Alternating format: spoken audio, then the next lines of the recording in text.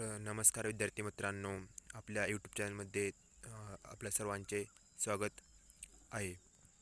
या व्हिडिओमध्ये आपण चालू घडामोडीचे सध्या करंट चालू घडामोडीचे प्रश्न आणि त्यांचे उत्तरे बघणार आहोत, जे की सर्व परीक्षांना विचारण्याची जास्तीत जास्त शक्यता आहे. नुकतेच झालेले पॅरिस पॅराऑलिम्पिक स्पर्धा, तसेच अलीकडील झालेली सेलिब्रिटींची टॅक्स भरण्याची आकडेवारी, या गोष्टीवर आपण झालेले महत्त्वाचे प्रश्न या व्हिडिओमध्ये बघणार आहोत.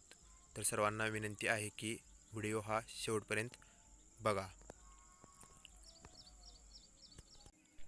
तर प्रश्न पहिला आहे बघा.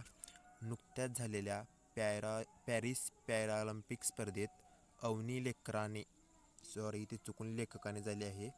अवनी लेकराने कोणत्या खेळामध्ये सुवर्णपदक जिंकले आहे?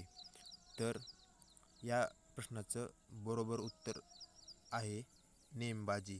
नेमबाजी या खेळामध्ये अवनी लेकराने पॅरिस पॅराऑलिम्पिक येथे झालेल्या स्पर्धेमध्ये सुवर्णपदक जिंकले आहे.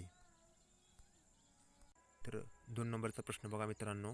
हा एक महत्त्वाचा प्रश्न असू शकतो, जे की चालू असलेल्या परीक्षांना विचारले जाण्याची खूप शक्यता आहे. जसे की पोलीस भरती म्हणा, GDची भरती म्हणा, या परीक्षेसाठी विचारली जाण्याची जास्तीत जास्त शक्यता आहे. तर प्रश्न काय आहे बघा. अब्जाधीशांच्या संख्येमध्ये मुंबईने खालीलपैकी कोणत्या शहराला मागे टाकले आहे? पर्याय 1 आहे वुहान, पर्याय 2 चेन्नई, पर्याय 3 बीजिंग, पर्याय 4 वॉशिंग्टन. तर या प्रश्नाचं बरोबर उत्तर आहे बीजिंग. या शहराला मुंबईने मागे टाकले आहे. म्हणजेच मुंबई या शहरामध्ये अब्जाधीशांची संख्या ही बीजिंगपेक्षा जास्त वाढली आहे. तर पुढील 3 नंबरचा प्रश्न आहे. हा पण प्रश्न पॅरिस येथे झालेल्या पॅराऑलिम्पिक स्पर्धेचाच आहे. तर नुकत्याच झालेल्या पॅरिस पॅराऑलिम्पिक स्पर्धेत प्रवीण कुमारने कोणत्या खेळामध्ये सुवर्ण पदक जिंकले आहे? तर पर्याय क्रमांक 1 आहे बघा तिरंदाजी, पर्याय क्रमांक 2 रेसलिंग, पर्याय क्रमांक 3 भालाफेक, पर्याय क्रमांक 4 उंचउडी.